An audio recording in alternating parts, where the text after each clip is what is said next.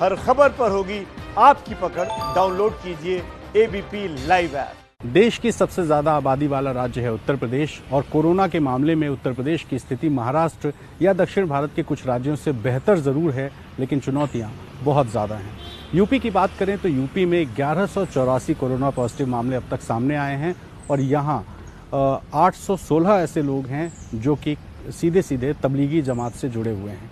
UP में 18 मौतें अब तक कोरोना की वजह से हो चुकी हैं। ऐसे में सरकार के सामने एक बहुत बड़ी चुनौती है कि किस तरीके से कोरोना पर काबू पाया जाए, और साथ ही एक बहुत बड़ी चुनौती तबलीगी जमात से जुड़े हुए लोग भी हैं, क्योंकि जिस तरीके से लगातार करीब 66% जो केसेस हैं उनमें कोरोना से जुड़े हुए जो लोग हैं वो तबलीगी जमात के हैं। ऐसे में प्रदेश सरकार लगातार कोशिश कर रही है कि इन लोगों को चिन्हित किया जाए, इनको पकड़ा जाए, क्वारंटाइन किया जाए, इनकी जांच कराई जाए। लेकिन अब भी ये चुनौती इसलिए बने हुए हैं क्योंकि तबलीगी जमात से जुड़े जो लोग हैं वो बाहर आने को तैयार नहीं हैं, और यही वजह है कि यूपी के अलग अलग ज़िलों में अब तबलीगी जमात से जुड़े हुए लोगों की जानकारी देने वाले को इनाम दिया जाएगा। आजमगढ़ में प्रशासन ने 5,000 रुपये की घोषणा की है, वहीं कानपुर में तबलीगी जमात से जुड़े हुए लोगों की सही जानकारी देने वाले को 10,000 रुपये दिए जाएंगे।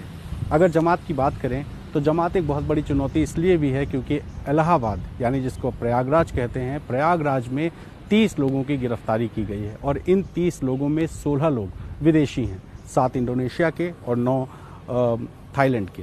और ये जो सभी 30 गिरफ्तार किए गए हैं, इसमें एक बहुत बड़ा नाम है इलाहाबाद यूनिवर्सिटी के प्रोफेसर का, मोहम्मद शाहिद। मोहम्मद शाहिद पर आरोप है कि उन्होंने तबलीगी जमात से जुड़े हुए लोगों को छुपाने का काम किया, उनको शरण दी। ऐसे में प्रोफेसर जैसे पढ़े लिखे लोग अगर तबलीगी जमात से जुड़े हुए लोगों को बचाने और छुपाने का काम करते हैं तो जाहिर है प्रदेश सरकार के लिए ये एक बहुत बड़ी चुनौती होगी। खुद मुख्यमंत्री योगी आदित्यनाथ रोज़ सुबह अपने टीम 11 के साथ बैठकें करते हैं और यहाँ तक कहा गया है कि तबलीगी जमात से जुड़े हुए लोगों पर कार्रवाई की जाए, और अगर कोई पुलिस से, स्वास्थ्यकर्मी से, किसी पैरामेडिकल स्टाफ से या किसी से भी बदतमीज़ी करता है जो कि उनको सुरक्षित रखने का काम कर रहे हैं, ऐसे लोगों पर ज़रूरत पड़ने पर एनएससी भी लगाया जाए। आपको याद होगा गाज़ियाबाद, जहाँ सबसे पहले तबलीगी जमात से जुड़ा एक मामला आया था, जिसमें जमात से जुड़े हुए जो लोग हैं वो लोग नर्सों के सामने कपड़े उतार रहे थे। कुछ जगहों से खबरें आई कि वो लोग थूक रहे हैं, कुछ जगहों से खबरें आई कि वो बदतमीज़ी कर रहे हैं। ऐसे में जमात यूपी के लिए एक बहुत बड़ी चुनौती बनकर सामने आया है। लगातार प्रदेश सरकार, प्रदेश के बड़े बड़े अधिकारी, पुलिस के अधिकारी वीडियो कॉन्फ्रेंसिंग करके जमात से जुड़े लोगों से आग्रह कर रहे हैं, अपील कर रहे हैं और उनको गलियों गलियों में जाकर, मस्जिदों में जाकर ढूंढ रहे हैं। खुद मुस्लिम समाज से आने वाले फिरंगी महली हो या कई बड़े मौलाना, उन्होंने भी अपील की कि लोग इस तरह का काम ना करें, लेकिन बावजूद उसके तबलीगी हैं कि मानते नहीं। यूपी की अगर बात करें तो यूपी में जमात के प्रयागराज से 30 लोगों की गिरफ्तारी के अलावा 66 ऐसे लोग जो कि सहारनपुर में जिनको क्वारंटाइन किया गया था, उन सारे लोगों को फिलहाल गिरफ्तार किया गया है और अस्थायी जेल में रखा गया है। साथ ही सीतापुर में भी इस तरह के मामले आए हैं। तो लगातार पूरे प्रदेश में जमात से जुड़े हुए जो लोग हैं उन पर कार्रवाई का काम तो चल रहा है, लेकिन अब भी जमात से जुड़े हुए लोग अब तक पकड़े नहीं जा सके हैं। लखनऊ की बात करें, राजधानी है, और लखनऊ में अब तक 167 मामले सामने आए हैं। और आपको जानकर हैरानी होगी कि लखनऊ में 167 में से 100 के करीब जो मामले हैं।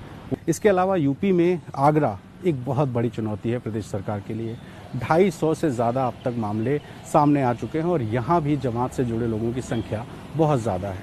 ऐसे में प्रदेश सरकार अब कोशिश कर रही है, अपील कर रही है और पूरे यूपी में लगातार निगरानी की जा रही है। उत्तर प्रदेश में 15 ऐसे ज़िले हैं जहां पर 10 या 10 से ज़्यादा केसेस हैं।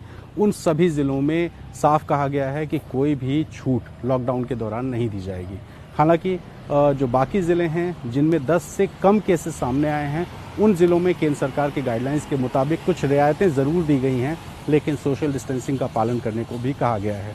तो प्रशासन लगातार इस कोशिश में है कि कोरोना के जो केसेस हैं उन पर नियंत्रण पाया जा सके, और यही वजह है कि प्रदेश में पहले सिर्फ केजीएमयू में जांच हो पाती थी, लेकिन अब प्रदेश के करीब 14 ऐसे ज़िले हैं जहां पर जांच हो रही है।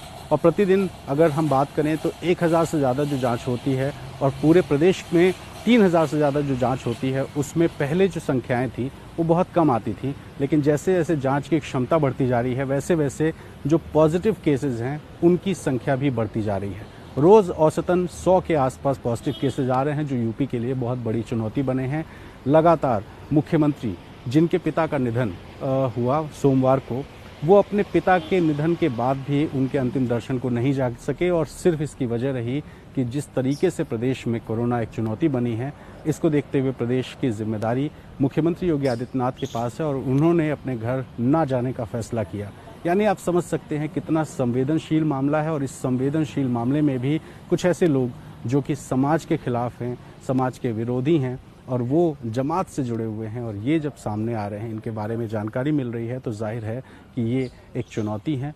हम एबीपी न्यूज़ आपसे अपील करते हैं कि अगर आपके अंदर कोई भी संक्रमण जैसे लक्षण हैं तो प्रशासन के पास जाएं, प्रशासन का सहयोग करें। अगर आप जमात से जुड़े हैं तो भी, नहीं जुड़े हैं तो भी, आप हर उस नियम का, हर उस कानून का पालन करें, हर उस दिशा निर्देश का पालन करें जो आपको सुरक्षित रखने के लिए सरकार की तरफ से दिया गया है।